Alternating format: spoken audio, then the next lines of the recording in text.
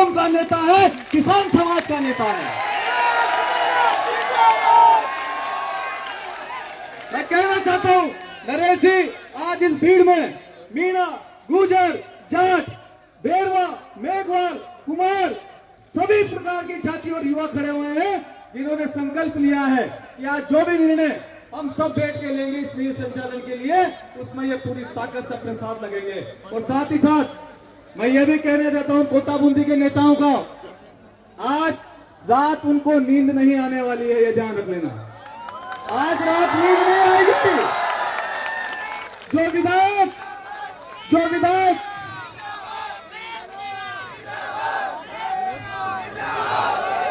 विधायक अंत में प्रचार कर रहा था इस विधानसभा क्षेत्र का, एक मिनट, जो विधायक नरेश मीणा के खिलाफ अंत में विधानसभा चुनाव में प्रचार कर रहा था, और उस विधायक को हमारे साथी ने फोन करके कहा कि एमएलए साहब वहां फादरा न पड़ेगा, फसल कटी खराब हो जाए, यहाँ आओ, वहां पर नमट गया नातना। उस विधायक ने उस हमारे युवा साथी को पकड़ने के लिए पुलिस भेजी, लेकिन हमें उम्मीद थी चुनाव समाप्ति के बाद नरेश हमारे बीच में आएंगे। और मैं पुलिस के पास पहुंचा और मैंने कहा उनसे, इसने कौन सा अपराध किया है? अगर सवाल पूछना गुनाह है तो हारों का अध्यक्ष का एक किसान सांसद से भी सवाल पूछेगा और विधायक से भी सवाल पूछेगा। और साथियों,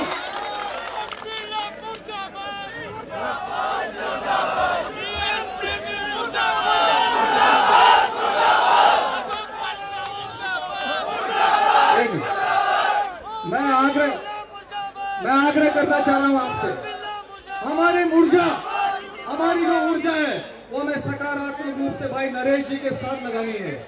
हमें नेगेटिव की ओर नहीं जाना है। ये जो शुगर मिल है ये केवल केशवराय पाटन का मामला नहीं है भाइयों।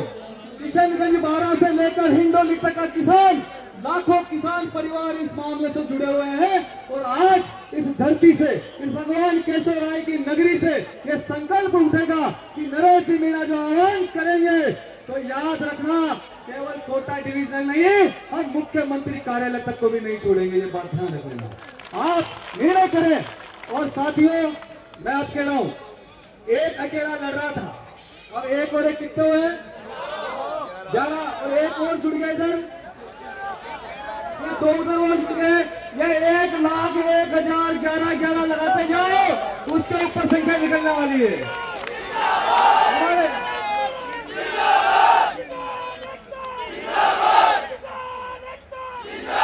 और मैं एक आखिरी बात कहूंगा, उसके बाद नरेश जी को सुनेंगे।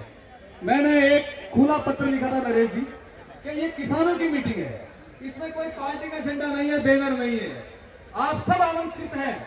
जो इस क्षेत्र में 3 महीने बाद पंचायत के चुनाव आने वाले हैं, जो लोग आज यहाँ नजर नहीं आए ना, वो गांव में जब वोट मांगने आ जाए तो उनको बताना कि अब ये वोट किसान खरीदना पड़ेगा, तुम जैसे दलालों खरीद पे नहीं जाएगा। बताओगे ना? और अगर कोई हमारा किसान का बेटा, नरेश वगैरह सब तय करेंगे, अगर कोई किसान का बेटा चुनाव लड़ेगा तो नरेश जी उसके प्रचार में आएंगे और गिलास बोतल भी गली गली में जाके घूमेगा, ध्यान रखेंगे। लेकिन अब तो ये इन्होंने एजेंट छोड़ के खड़े गाँव में। और एक और बात बताऊं भाई साहब, मैं जब गाँव में मीटिंग करने जा रहा था, मेरे पीछे से कांग्रेस बीजेपी के लोग जाते, डरा रहे, धमका रहे थे, तू नहीं जाएगा, तेरा ये हो जाएगा। मैं उनको खुली चुनौती दी थी उस दिन। मैंने कहा चोरी छिपी का काम मत करो, तुम्हारे अंदर दम है तो 28 तारीख को दोनों पार्टियां पाटन के अंदर मीटिंग रख लो, हमें हमारी औकात मालूम पड़ जाएगी, तुम्हें भी तुम्हारी औकात मालूम पड़ जाएगी। नजर नहीं आ रहे तो किसान भाइयों, लंबा समय हो गया, बहुत देर हो गया, हमें सीधा इस हाड़ौती के लड़ाई के क्रांतिकारी हमारे साथी चलते हैं मेरे भगत सिंह सेना टीम एक बार, उसके बाद दोबारा करेंगे भाई नरेश जी के भाषण के बाद।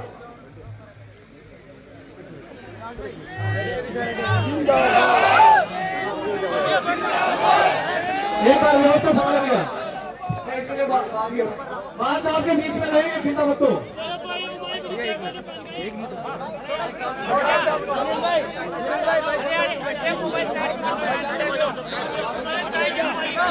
इंकलाब जिंदाबाद, इंकलाब जिंदाबाद, नरेश मीणा जिंदाबाद, नरेश मीणा जिंदाबाद, नरेश मीणा जिंदाबाद, किसान जिंदाबाद। स्वागत करवाएंगे सबसे बाद में, एक बार उठाओ। अब हम नरेश जी को सुनेंगे, हम नरेश जी को सुनेंगे। मंच पर उतने लोग रहे भैया जितने अपने व्यवस्था उठेंगे। एक बार थोड़ा थोड़ा उधर खड़े हो। मैं आमंत्रित करता हूं जोरदार तालियों के साथ हमारे क्रांतिकारी युवा साथी भाई नरेश मीणा आए और हम सबको संबोधित करें और सरकार को चुनौती भी दे दें कि कितने दिन का हम समय इन्हें दे रहे शुगर मिल के लिए। आगे नरेश जी।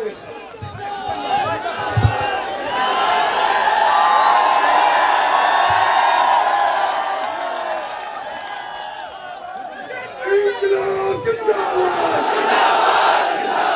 इंकलाब जिंदाबाद, जय जवान, जय जवान, चौधरी चरण सिंह अमर रहे, चौधरी चरण सिंह अमर रहे, चौधरी महेंद्र टिकैत अमर रहे, चौधरी महेंद्र टिकैत अमर रहे, किसान नेता राजेश पायलट अमर रहे,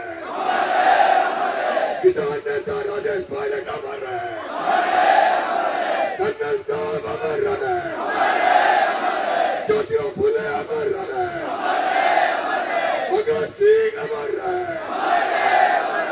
इंकलाब जिंदाबाद, इंकलाब जिंदाबाद,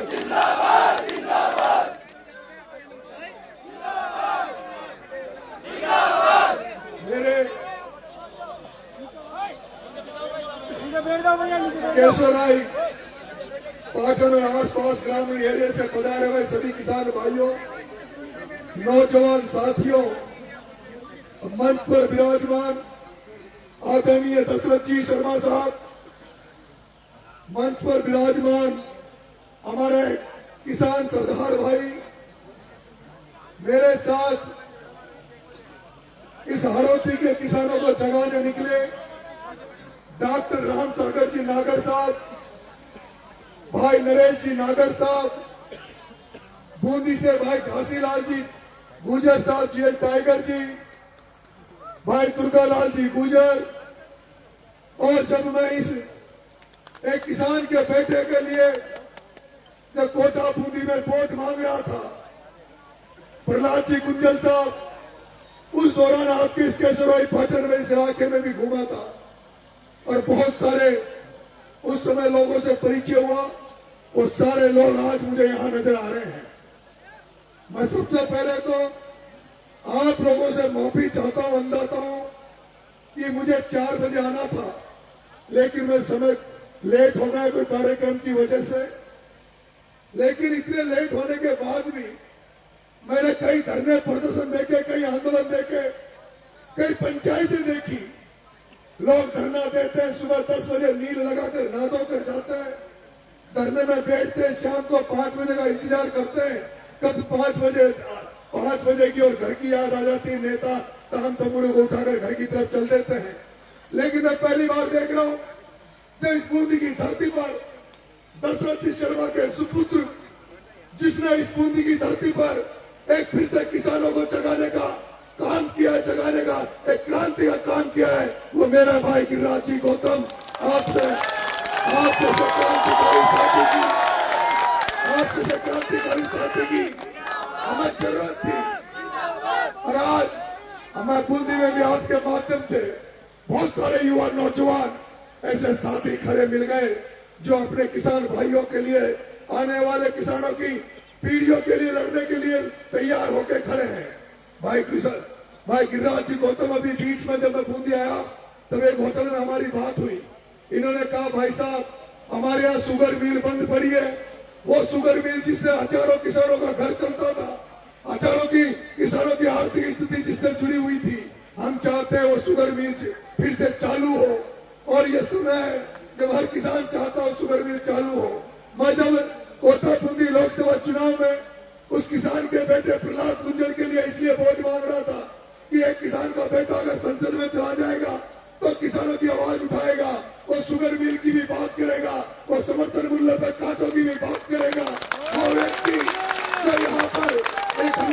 जो बैठे हैं पूंजीपति बैठे हैं, जिन्होंने राजनीति को पैसा कमाने का धंधा बना दिया, उनकी जगह अगर किसान का बेटा संसद में जाएगा तो किसानों की भलाई के लिए लड़ाई लड़ेगा। लेकिन दुर्भाग्य की बात है हम किसान भाई उस समय जब जागना चाहिए, जब हमें जरूरत है, उस समय हमें जाग नहीं पाते। और ये इसलिए मैं कहता हूँ, वो चौधरी चरण सिंह जी ने जो कहा था उसको आज भी आपको मानना पड़ेगा, उसी तर्ज पे आगे बढ़ना पड़ेगा।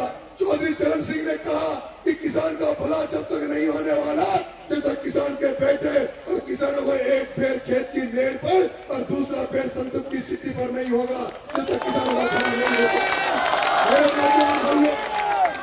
मेरे किसान भाइयों, स्वर्गीय पायलट साहब ने कहा, स्वर्गीय राजेश पायलट साहब ने कहा, किसानों का गरीबों का हित जब तक नहीं होगा, जब तक इनके बच्चे पढ़ लिख कर उस स्थान पर नहीं पहुंच जाएंगे जहाँ कानून बनते हैं, जहाँ नीतियां बनती है। लेकिन दुर्भाग्य की बात है इस हड़ौती में, यह अन्नपूर्णा हड़ौती, जहाँ पर अगर मैं राजस्थान में अगर कहीं सबसे ज्यादा किसानियत है, सबसे ज्यादा बात करेंगे, लेकिन हमने नहीं सुना। मैं पूछना चाहता हूँ, ओम बिरला का इतिहास उठा के देख लेना, ओम बिरला का इतिहास उठा के देख लेना, परमार चंद भाया का इतिहास उठा के देख लेना, उस प्रताप सिंह भी के पूर्वजों का इतिहास उठा के देख लेना। है मेरे किसान भाइयों, है मेरे नौजवान भाइयों, है मेरे किसान भाइयों, ये ओम बिरला एक साधारण परिवार, एक मास्टर के परिवार में पैदा हुआ। लेकिन ऐसा क्या कारण है कि उस ओम बिरला के 2-4 बीघा का काला खेत बन जाता है? उस ओम बिरला जो 3000 झाली का बनाने के बाद 3000 गौशाला के नाम पर किसानों की जमीनों पर ऐसा क्या कारण है? वो प्रमोशन भैया जो एक किर्लोस्कर की एजेंसी लगाकर एक किर्लोस्कर के पंप बेचता था, वो आज वो पंप बेचने वाला प्रमोशन भैया आज 100 करोड़ रुपए चुनाव में वोटों के लिए बांट रहा है। लेकिन ऐसा क्या कारण है? वो लोग आज लाख करोड़ के हो गए, 70 हजार करोड़ के हो गए, उनकी फैक्ट्रियां खुल गई, उनके घर संपत्ति वाले हो गए। लेकिन मेरा किसान भाई आज भी जो जिस दुर्दशा में बैठा है, जो अव्यवस्था में बैठा है, आज भी यहाँ का किसान हर दिन परेशान है। झाली का बनाना के आसपास मैंने देखा है, जहाँ उसने कब्जा कर लिया, वहाँ किसानों के लिए पीने का पानी नहीं, किसानों के खेत प्यासे मर रहे। और ओम बिरला के 3000 बीघा जमीन में पूरा 167 करोड़ की पेयजल का पानी जा रहा है। क्या ओम बिरला तेरे को यह नहीं दिखता?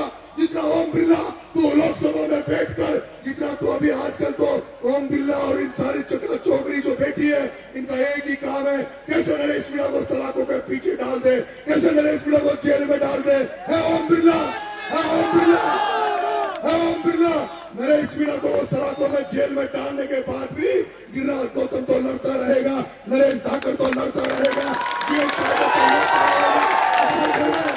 हर घर में किसानों के बच्चे, अब हर घर में किसानों के बच्चे तुमसे सवाल पूछने लग गए। अब ये किसानों के बेटे पूछ रहे कि ओम बिरला तेरे पे जो दबाव बना, तूने एयरपोर्ट तो लेके आ गया, लेकिन उस एयरपोर्ट में जो एयरपोर्ट बन रहा है उसमें कितने किसानों के बच्चों की जेसीबी चल रही है, कितने किसानों के बच्चों के डंपर चल रहे हैं, उसमें वो गिट्टी किसकी आ रही है, कौन क्रेशर है, किनका क्रेशर किनके अंडर में, किनमें से उनके गिट्टी आ रही है। मेरे किसान भाइयों, आपको समझने की जरूरत है, आपको चेतने की जरूरत है। जिस तरह से आज आपने गिरिराज गौतम और मेरे यो नौजवान भाइयों के नेतृत्व में आज ये शुगर मिल को चालू कराने की जो ताकत आपने दिखाई है, और जब नरेश मीणा यहाँ आ गया, नरेश मीणा इस कार्यक्रम में आया है, तो ओम बिरला को ऐसा समझ में आ गया होगा कि आने वाला चुनाव शुगर मिल के मुद्दे पर होगा। अगर शुगर मिल चालू नहीं हुई तो ओम बिरला ये भी समझ लेना कि केशव राय पाटन और आसपास का जो एरिया है उसमें तो तुम्हारे नाम पर एक तबकी नहीं लगेगी, तुम्हारे नाम पर एक तबकी लगेगी। मेरा भाई गौतम कह रहा था, मेरा भाई गिरिराज कह रहा था, ये नॉन पॉलिटिकल कार्यक्रम है, ये गैर राजनीतिक कार्यक्रम था, ये केवल किसानों का कार्यक्रम था, इसमें केवल किसानों का आह्वान किया था, हमने आह्वान किया था वो सारे नेता बिना किसी तरगत के इसमें शामिल हो जो किसानों के हितैषी हैं। लेकिन दुर्भाग्य की बात है, वो सीएल प्रेमी, वो रिजर्व कोटे में जो एमएलए बन गया, जिसको नरेश मीणा को हराने के लिए उसके पास समय था, लेकिन उसके पास यहाँ आने का टाइम नहीं था। वो आते दूसरा हिंदोली वाला एमएलए, वो हिंडोली वाला एमएलए कह रहा था, वो हिंडोली वाला एमएलए अंता में कह रहा था कि नरेश मीणा समरावता में मरवाया, नरेश मीणा झगड़ा नहीं गया। अरे हिंडोली के एमएलए मैं तेरे से कहना चाहता हूँ, नरेश मीणा तो जब ट्रेड यूनियन से चुनाव लड़ा उसके 9 महीने तक उसके बाद जेल में रहा। नरेश मीणा को तो धन्यवाद देने का भी टाइम नहीं मिला। लेकिन चांदना तेरी क्या मजबूरी है? तू ओम बिरला के खिलाफ क्यों नहीं बोलता? तू ओम बिरला से कैसी तेरी साठगांठ है तो तू एक शब्द भी ओम बिरला मैं अशोक जी चांदना मैं उसी दिन तेरे को मान जाऊंगा कि तू नेता है, तू कांग्रेस का है। तो मैं पूछना चाहता हूँ, तू एक दिन राजू दत्ता के खिलाफ बोल जा, एक दिन ओम बिरला के खिलाफ बोल जा, मैं समझ जाऊंगा कि अशोक चांदना तू कांग्रेस का है। तू कांग्रेस का नहीं, तू किसी का नहीं है। तू तो आजकल ओम बिरला और दत्ता से सेटिंग करके और अपनी खुद की दुकान चला रहा है। मेरे किसान भाइयों, मेरे नौजवान भाइयों, मेरे भाई गौतम को कहा था, मैंने मेरे भाई गिरिराज को कहा था, गिरिराज भाई ब्लू प्रिंट बना लो, सारे किसान नेताओं को एक साथ कर लो, जिनके अंदर किसान का खून है, जिनके अंदर किसानियत है, उन सबको इकट्ठा कर लो और एक दिन इस कोटा को जाम करेंगे। मैं उधर से 12 से मैं लेके आऊंगा, गिरिराज भाई तुम बूंदी से लेके आना, मेरा भाई नरेश नागर झालावाड़ से लेके आना, इस पूरे कोटा को जाम कर देंगे, जाम। जैसे पंजाब हरियाणा के किसान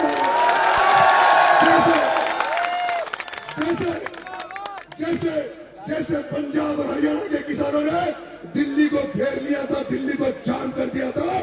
मेरे किसान भाइयों तैयार हो जाओ, एक दिन जितने भी किसानों के मुद्दे हैं, क्योंकि मैं देखता हूँ समर्थन मूल्य पर काटे, समर्थन मूल्य पर अभी हमारी फसलें कट जाएगी। जब किसान समर्थन फसलों को कटाकर खेत बेच चुका होगा, मंडियों में बेच चुका होगा, उसके बाद समर्थन मूल्य पर काटे लगते हैं। फसल बीमा के बारे में अभी तक हमारे किसान भाई जानते नहीं है। कहते हैं मुआवजा मिल गया, मुआवजा जो नुकसान होता है उसको सरकार देती है, लेकिन जो फसल बीमा का पैसा है आज दिन तक हालत में नहीं मिलता, क्योंकि उसको ये बिरला के जो बैठे हैं कलेक्टर आईजी, ये जो लोग बैठे हैं ये उसको खा जाते हैं, उसमें हजारों करोड़ का घोटाला उसमें होता है। बिजली की समस्या ले लो, मैं मेरे भाइयों किसान भाइयों मैं जल्दी, क्योंकि अभी जैसे ही मैंने घोषणा करी थी मैं जल्दी एक किसान आंदोलन 12 में करने वाला था, लेकिन इनको लग गया कि नरेश मीणा को वापिस से सड़कों में डालो, कुछ ऐसा करो ताकि ये जनता के बीच में नहीं जा सके। और जब मैं अभी इटावा में मेरे अंतर विधानसभा में घूम रहा था, वहां जा रहा था, आपको सब पता होगा कैसे मेरे ऊपर हमला हुआ। हमला मेरे ऊपर हुआ, मारने का प्रयास मेरे पे किया गया, और उसके बावजूद भी तुम्हारे भाई नरेश मीणा पर 307 की धारा लगा दी, 15 मेरे साथ मुलजिम बना दे। एक दीन बंधु धाकर, एक धाकर समाज का व्यक्ति जो बेचारा मेरे साथ रहता है, जिसका कोई लड़ाई झगड़े से कोई लेना देना नहीं, लेकिन प्रमोद चैन भाया ने उस दीन बंधु ठाकर का नाम भी नरेश मीणा के साथ छोड़ दिया ताकि ये डर जाए, इसके साथ लगेंगे नहीं। मेरे को रोकने का प्रयास किया जा रहा है, लेकिन नरेश मीणा डरने वाला नहीं है। पहले भी 9 महीने जेल जाकर आया हूँ, किसानों के लिए लड़ाई लड़ता हूँ, नौजवानों के लिए लड़ाई लड़ता हूँ। छात्र राजनीति में था तो छात्रों के लिए लड़ाई लड़ी, और अब एक ही इच्छा है मेरे भाइयों, एक ही इच्छा है। जैसे चौधरी चरण सिंह ने, महेंद्र टिकैत ने, इन लोगों ने जिस तरह से किसानों की लड़ाई लड़ी है, हम भी इस हालत में लड़ना चाहते हैं। जैसे गंगानगर के किसान आंदोलन होते हैं, जैसे अभी हनुमानगढ़ में किसान आंदोलन हुआ। मेरे किसान भाइयों, अगर तुम अपना भला चाहते हो, तुम अपनी आने वाली पीढ़ी का भला चाहते हो, तुम चाहते हो कि इस आंदोलन जो आंदोलन हो किसानों की लड़ाई लड़ी जाए, तो अपनी लड़ाई खुद को लड़नी पड़ेगी। इन एमएलए एमपी दलीय नेताओं से आपको उम्मीद नहीं करनी चाहिए, आपको सड़क पर उतरना चाहिए। मैं आपसे कह रहा हूँ, आह्वान कर रहा हूँ, जल्दी हम लोग बैठ कर एक डेट तय करेंगे, जल्दी हम लोग बैठ कर एक तय करेंगे। क्या चाहते हो, पहले जिले वाई घेराव करें या संभागी आयुक्त का घेराव करें? संभाल, लेकिन फिर केवल भाई गिरिराज गौतम का काम नहीं रहेगा पीले चावल बांटने, केवल नरेश नागर का काम नहीं रहेगा, केवल जोनेश जीएल का काम नहीं रहेगा, चेतवन का काम नहीं रहेगा। हम सबको कसम खानी पड़ेगी कि हम सबको गांव-गांव, घर-घर जाकर किसानों को पीले चावल बांटने होंगे। हमें ट्रैक्टरों को तैयार करना होगा, हमारे चेहरों को तैयार करना होगा, ट्रैक्टरों में टैंक लगाना होगा, और गैस के सिलेंडर हर गांव से कमेटियां बनानी होगी, और उसके बाद कलेक्टर का एक संभागी आयुक्त का ऐसा घेराव करे जैसा दिल्ली में घेरा हुआ था। और जिस दिन 1-2 लाख किसान समय आई तो घेराव कर लेंगे। और मैं आपसे निवेदन करूंगा, आज लोकसभा स्पीकर सक्षम है। लोकसभा स्पीकर जितना ध्यान नरेश मीणा को उलझाने में लगा रहा है, जितना ध्यान मुझे जेल में डलवाने में वो ध्यान लगा रहा है, जितनी वो दिन भर ओम बिरला की मीटिंग है, ओम बिरला केवल एक ही बात की मीटिंग करता है आजकल कि नरेश मीणा का कैसे ताबीज भरा जाए, कैसे इसको जेल में डाला जाए। ओम बिरला जी मुझे तो जेल में डाल देना कोई फर्क नहीं पड़ता, मैं तो 13-14 बार पहले जाके आ गया, फिर चला जाऊंगा, क्या फर्क पड़ेगा। लेकिन ओम बिरला जी जितना तुम ध्यान नरेश मीणा को जेल भेजने में लगा रहे हो, उतना ध्यान इस शुगर मिल पर लगा देना, नहीं तो तुम्हारा भी गोल गड्ढा हो जाएगा।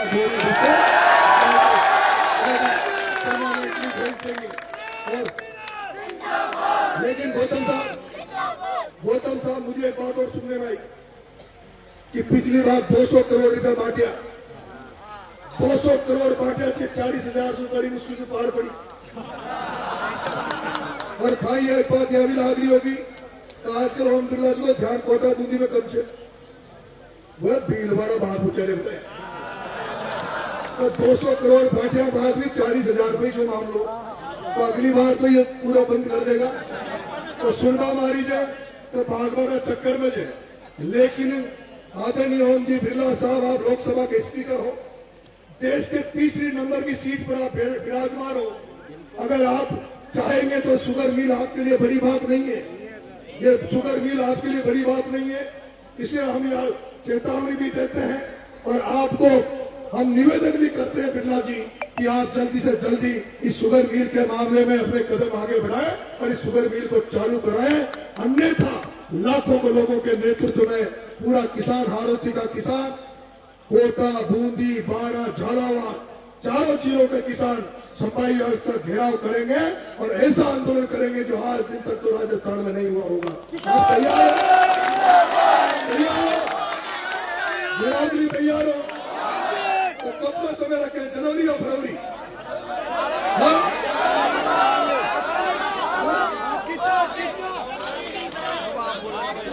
आप जो डिसीजन लेंगे वही।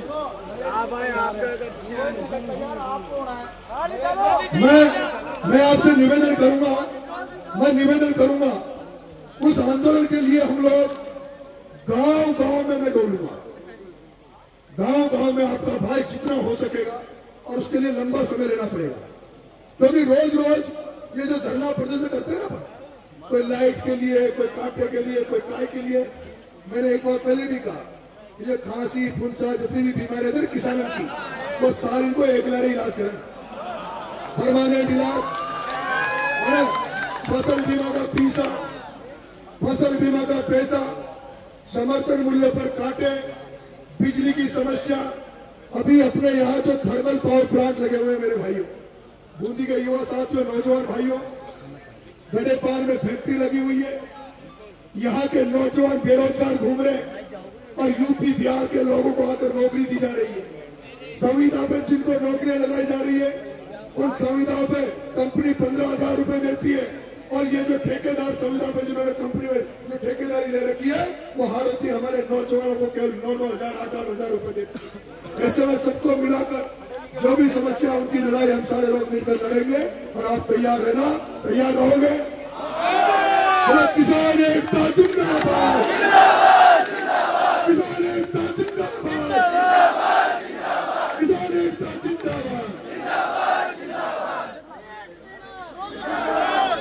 ये कह रहे गौतम साहब फरवरी तक करते हैं, लेकिन मेरी बात सुनो, फरवरी में हमारे उधर जो 12 साइड में सरसों कटने लग जाती है, आपके इधर तो गेहूं की फसल जाता है ना, तो गेहूं की फसल लेट कटती है।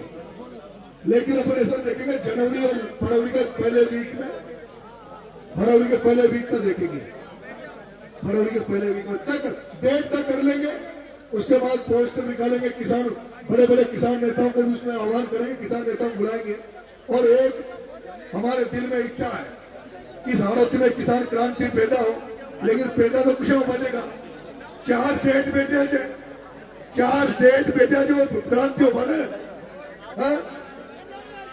धारीवाल जी, ओम बिरला जी, प्रमोद जैन भाइयों, प्रताप सिंह सिंघवी, यहाँ का जगह सारा रिपोर्ट यही बने छे। वोट दे किसान, आज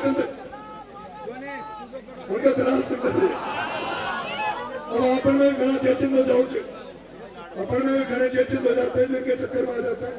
लेकिन सभी किसान भाइयों आपको बहुत बहुत धन्यवाद, आपका आभार, आप इतनी रात तक रुके।